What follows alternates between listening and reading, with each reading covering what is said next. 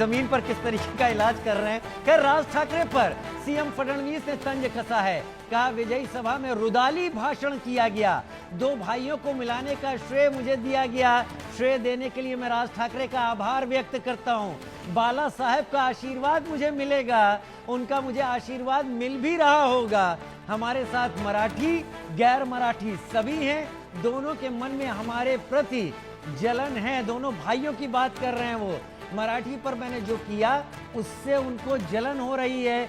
25 साल बीएमसी में रहे लेकिन काम नहीं हुआ। हम मराठी, हमें मराठी होने पर गर्व है। देवेंद्र फडणवीस का बयान।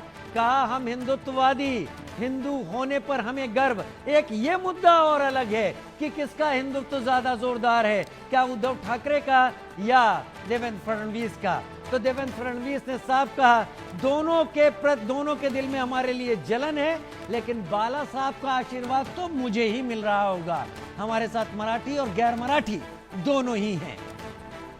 तो मेरे साथ कई खास मेहमान लगातार इस वक्त जुड़े हुए हैं। पहले छोटा छोटा कमेंट मैं चंद्रशेखर जी और भानुशाली जी से ले लेता हूं। चंद्रशेखर जी, देवेंद्र फडणवीस का बयान क्या इशारा करता है? वो कह रहे हैं बाला साहब का आशीर्वाद तो उन्हीं के साथ है। काफी डिप्लोमेटिक स्टेटमेंट है। कोई भरोसा नहीं कल को उनको हमारी जरूरत पड़ जाए। तो आप नहीं चाहते कि आपको उनकी जरूरत पड़े? नहीं, उनको हमारी जरूरत पड़ेगी। अच्छा। हमें उनको जरूरत देने की जरूरत नहीं है। ठीक है। ऐसा तो प्रधानमंत्री नरेंद्र मोदी भी कहते रहे हैं कि मैं बाला साहेब को आदरांजलि देता हूं, श्रद्धांजलि देता हूं। लेकिन महेंद्र भानुशाली, बीजेपी की पूरी पॉलिटिक्स आप अगर देखें तो बीजेपी की महाराष्ट्र में पूरी पॉलिटिक्स जो है वो हमारी वजह से है। अगर हम नहीं थे तो उनकी जो सीट अभी आप देख रहे हैं वो जिंदगी में उनकी नहीं आती। चलिए ठीक है, रत्नाकर जी से इस बारे में बात कर लेंगे। लेकिन महेंद्र भानुशाली, देवेंद्र फडणवीस का बयान किस तरीके से लेते हैं? दोनों भाइयों के दिल में हमारे लिए जलन है, लेकिन बाला साहब का आशीर्वाद हमारे साथ है। किसी को किसी के लिए जलन नहीं है। राज साहब ने तो देवेंद्र फडणवीस साहब की तारीफ की कि देवेंद्र फडणवीस की वजह से हम दोनों भाई एक हो चुके हैं। देखिए, अब कैसा है, बोलने के लिए कुछ नहीं है। अगर ये कह रहे हैं कि हम इनसे डरते नहीं है, मनसे से फर्क नहीं पड़ता है, तो मनसे के आंदोलन के बाद में हिंदी का जीआर आपने रद्द क्यों किया? अरे, मनसे एक बहुत बड़ी ताकत है। एक आमदार न होने की वजह से, एक नगर सेवक न होने की वजह से कोई पार्टी कमजोर नहीं होती है। हमारी सत्ता रास्ते के ऊपर भी है, ध्यान में रखना। आप तो विधानसभा में एक 5-10 हजार स्क्वायर फीट के अंदर काम करते होंगे, लेकिन महाराष्ट्र नवनिर्माण सेना का कार्यकर्ता महाराष्ट्र की मुंबई के रस्तों के ऊपर काम करता है। हमारी सत्ता रास्ते के ऊपर है। इसके लिए कहीं ना कहीं कुछ तो डर था, इसकी वजह से वो जीआर रद्द हो गया। अब ठीक है, अब फडणवीस साहब के पास में कुछ बोलने के लिए नहीं होगा, और जो भी बोला है अपने मन की व्यथा उन्होंने व्यक्त की है, कोई बात नहीं। मन की व्यथा व्यक्त की है। रत्नाकर सिंह जी, क्या है मन की व्यथा है? और क्या महाराष्ट्र की राजनीति आपको लगता है कि ठाकरे ब्रदर्स के ही इर्द गिर्द घूमती है? अकेले अकेले जो दोनों भाइयों का प्रभाव था, क्या आप समझते हैं कि साथ आने पर बहुत बढ़ जाएगा? रत्नाकर जी। देखिए राजीव जी, सब जानते हैं कि दोनों भाई क्यों अलग। सत्ता पे काबिज होने के लिए, पार्टी पे कंट्रोल हासिल करने के लिए दोनों भाइयों ने आपस में दूरी बनाई। और आज जब उनका अस्तित्व खतरे में नजर आ रहा है, जब मन से सिमट गई 0 पे, जब शिवसेना यूबीटी सिमट गई 20 सीट पे, तो राजनीतिक आज अस्तित्व समाप्त हो रहा है। इसलिए लोग फिर से इकट्ठा हो रहे हैं कि अगर एक साथ मिलेंगे नहीं तो जो बचा खुचा है वो भी चला जाएगा। सच्चाई यही है। और अभी भानुशाली तो डर था, इसके वजह से तो जीआर रद्द हो गया ना सर जी।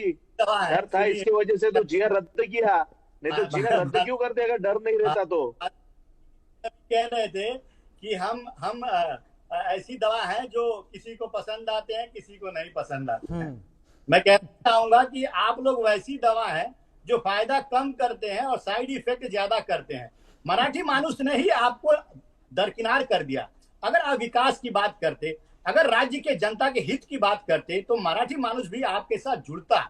लेकिन आप लोगों ने जो राजनीति की है वो लोगों को तोड़ने की राजनीति की है, जोड़ने की नहीं। नरेंद्र मोदी जी को 60 सीटें कम आई थी, नरेंद्र मोदी जी को 60 सीटें कम आई, तो आपका मानना ऐसा है कि नरेंद्र मोदी को लोगों ने दरकिनार कर दिया? बोल लिया भानुशाली जी, बोल लिया। अभी मुझे क्या बात कर रहे हैं? हो गया बस, आपका सुन लीजिए।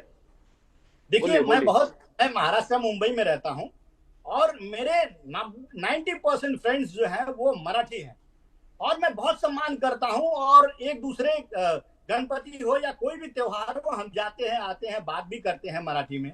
और मैं आपको बता दूं, ये सम्मान है मेरे मन में और सभी उत्तर भारतीयों के मन में। ऐसा कोई नहीं है, गिने चुने कुछ लोग होंगे जो ऐसा बोल सकते हैं, लेकिन अगर वो ऐसा बोलते हैं तो हमको कानून हाथ में लेने की जरूरत नहीं है, हमको समझा सकते हैं। मैं इनको बताना चाहता हूँ राजीव भाई जी ले लो। आया जगदीश भाई आया। उत्तर प्रदेश, अरे सुन तो लीजिए भाई साहब, उत्तर प्रदेश के पहले मुख्यमंत्री जो थे वो भी मराठी थे, वो भी गौरव वल्लभ पंत जो है मराठी समाज से आते थे, लेकिन उत्तर प्रदेश के प्रथम मुख्यमंत्री होने का गौरव हासिल है उनको। तो ये सम्मान मराठियों को उत्तर प्रदेश में भी दिया गया है। और सब जानते हैं अहिल्याबाई होलकर का काशी विश्वनाथ मंदिर में कितना बड़ा योगदान रहा है।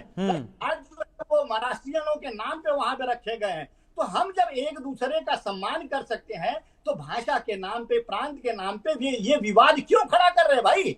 ये सिर्फ लोगों को बांट करके अपने मनपा के चुनाव में वोट हासिल करने के लिए इस तरह का जो राजनीतिक हथकंडा अपना रहे हैं।